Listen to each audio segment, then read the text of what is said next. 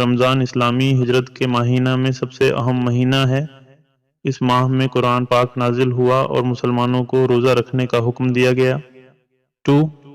رمضان کا مقصد ایمانی تربیت، تقوی، صبر، شکر، احتساب اور فقر و غنا کے احساس کو بڑھانا ہے۔ 3. رمضان میں روزہ داروں کی انفرادی اور جماعتی عبادات کو بڑی اہمیت دی جاتی ہے۔ 4. اس مہینے میں زکوٰۃ اور صدقہ کی اہمیت بڑھ جاتی ہے۔ 5.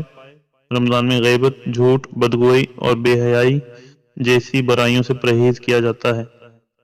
6. اس مہینے میں نماز، زکوٰۃ، روزہ اور قرآن کی تلاوت کی زیادہ سے زیادہ ترجیح دی جاتی ہے۔ 7. رمضان کے آخری 10 روز جو روزے محرم کہلاتے ہیں، ان کی فضیلت بڑھ جاتی ہے اور خاص طور پر لیلۃ القدر کی تلاش میں بھرپور عبادت کی جاتی ہے۔ رمضان کی فضیلت اسلامی تاریخ میں بے معنی نہیں ہے۔